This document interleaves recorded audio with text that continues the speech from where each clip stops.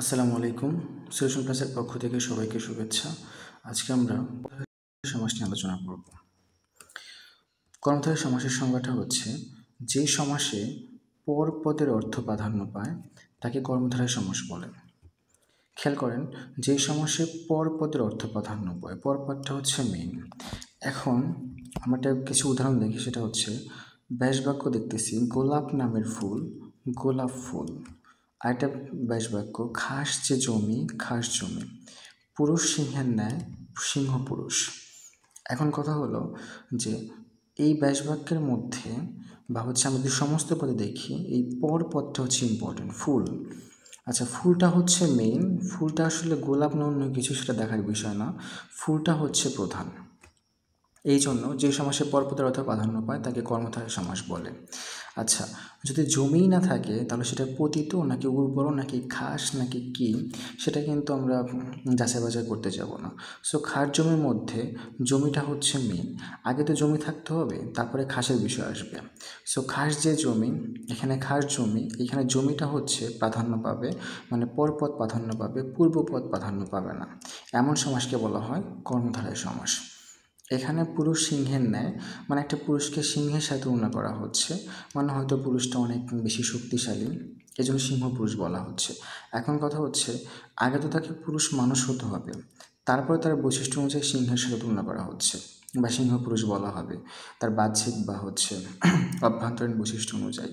So সেই ক্ষেত্রে পুরুষটা হচ্ছে এখানে প্রাধান্য পাচ্ছে, আর সিংহটা হচ্ছে এই পুরুষের বিবরণ দিচ্ছে।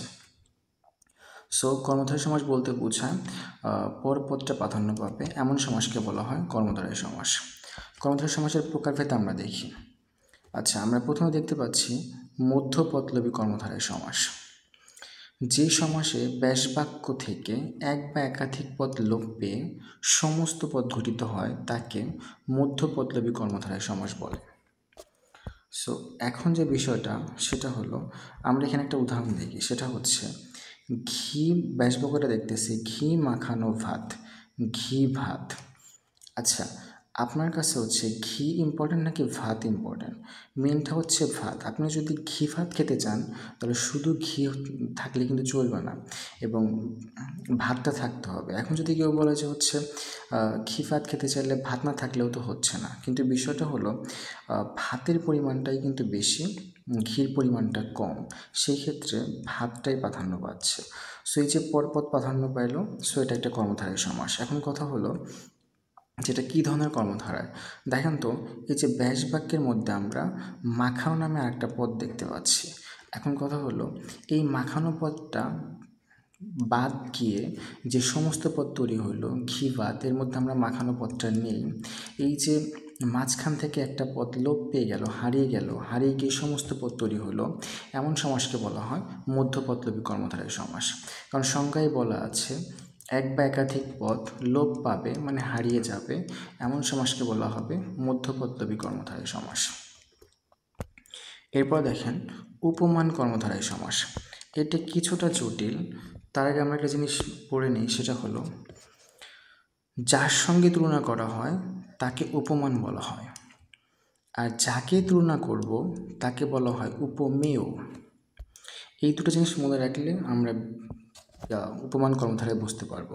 উপমান কর্মধারয়ের সংখ্যাটা হচ্ছে সাধারণ গুণ বা বৈশিষ্ট্যবাচক পদের সাথে উপমানবাচক পদের সমাসকে উপমান কর্মধারয় সমাস বলে।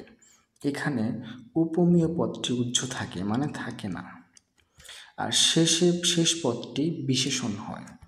ওকে, আমরা একটু দেখি শেষ পদটি বিশেষণ হয় কিনা। আচ্ছা, আমরা এই সমস্ত পদের মধ্যে শেষ পদ বিশেষণে সেটাকে চেক করি। শুভ্র, শুভ্র মানে কি সাদা, সাদা দ্বারা কোনো কিছুর বিবরণ দেওয়া হয়, তো যেই পদ দ্বারা বিবরণ দেওয়া হয় তাকে বিশেষণ বলা হয়।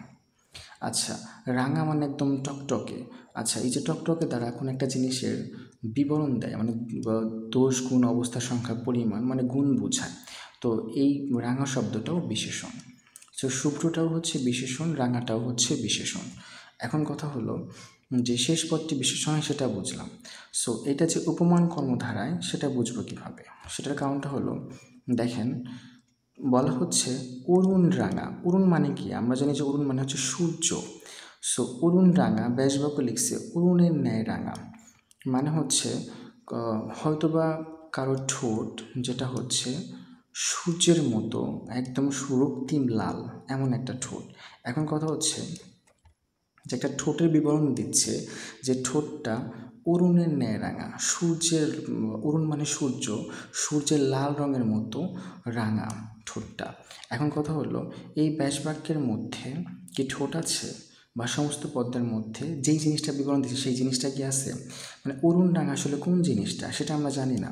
তো এই যে অরুণ রাঙা বা অরুণের ন্যায় রাঙা আসলে কোন জিনিস সেটা আমরা জানি না। তো যেই জিনিসটা অরুণের মতো রাঙা সেই জিনিসটাকে বলা হয় উপমেয়। এই জন্য বলা হয় উপমেয় পদটা উজ্জ্ব থাকে, মানে এর মধ্যে আমরা এটা দ্বারা আসলে কার বিবরণ দিয়েছে সেটা খুঁজে পাবো না, মানে উপমেয় পদটা খুঁজে পাবো না।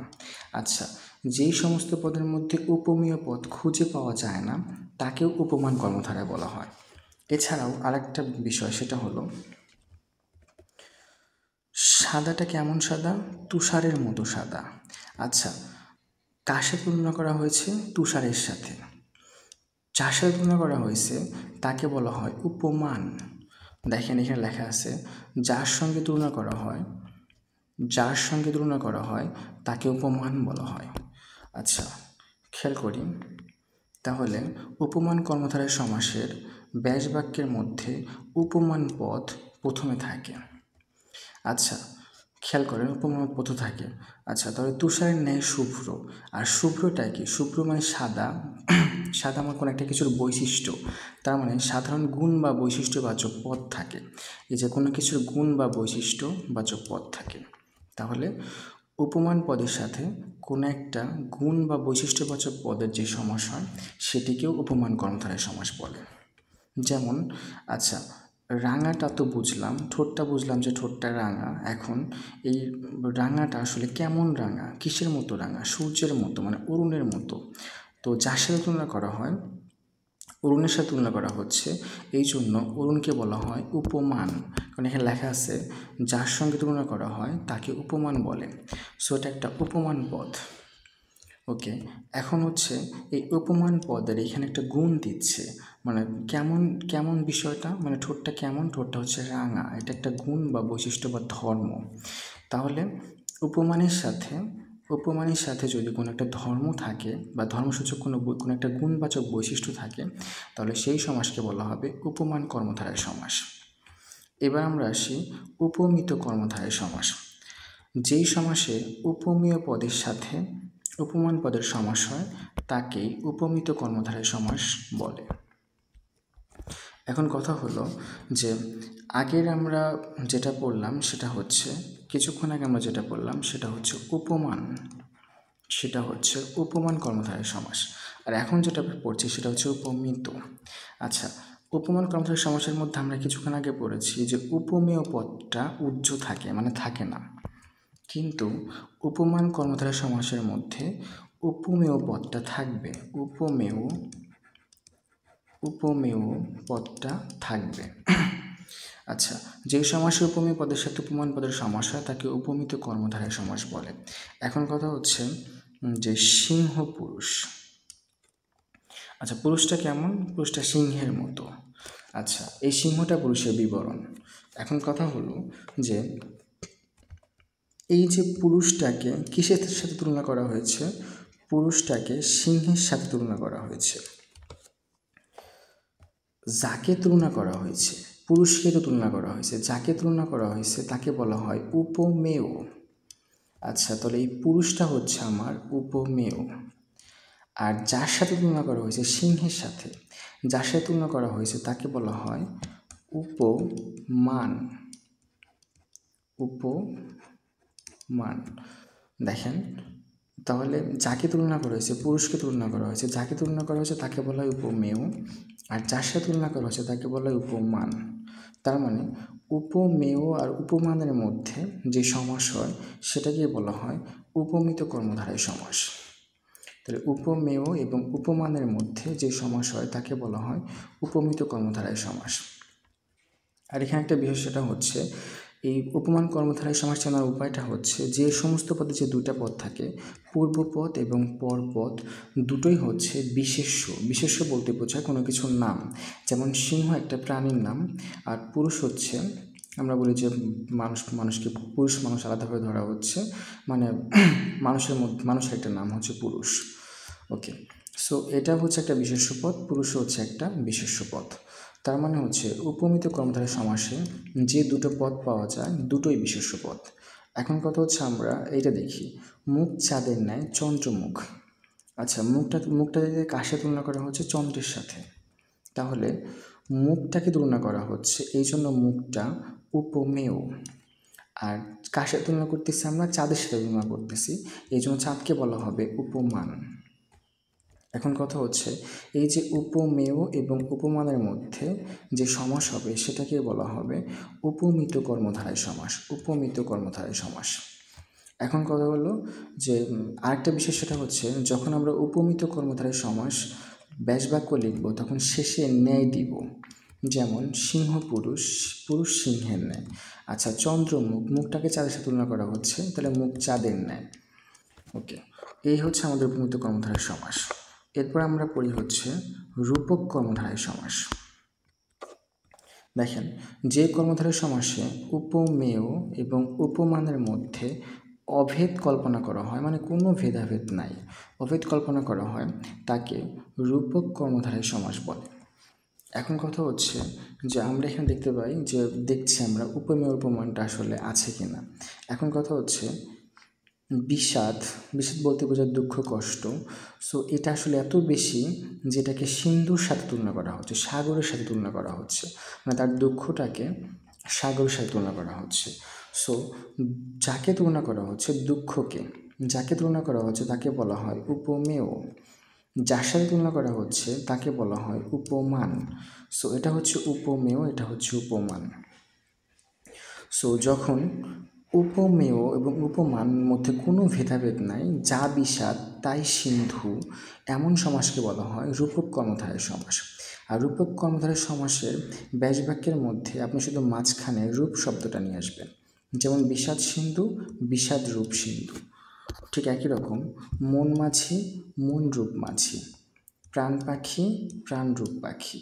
আচ্ছা, এখানে মনটাকে মাঝির সাথে তুলনা করা হয়। আমরা জানি হচ্ছে অনেক গানের মধ্যে আমরা মন মাঝি শব্দটা পাই। আসলে মাঝি যে কোনো সময় যেদিকে চলে যেতে পারে, ঠিক মনটা হচ্ছে এরকম, মনটা হচ্ছে যা ইচ্ছা তাই করে বেড়ায়। সো এই জন্য মনের সাথে মাঝের মধ্যে কোনো ভেদাভেদ নাই, মানে অভেদ কল্পনা করা হচ্ছে। এই জন্য এই সমাসের নাম হচ্ছে রূপক কর্মধারয় সমাস। আর রূপক কর্মধারয় সমাস হলে ব্যাসবাক্য করতে গেলে মাঝখানে রূপ দিতে হবে, মন রূপ মাঝি।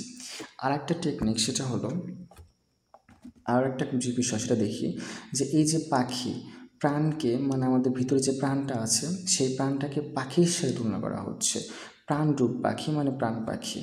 মানে পাখি যেরকম হচ্ছে যে কোনো সময় উড়ে চলে যেতে পারে, এরকম আমাদের প্রাণটা উড়ে চলে যেতে পারে। এই জন্য প্রাণ আর পাখির মধ্যে কোনো প্রকার ভেদাভেদ না, মানে অভেদ কল্পনা করা হচ্ছে।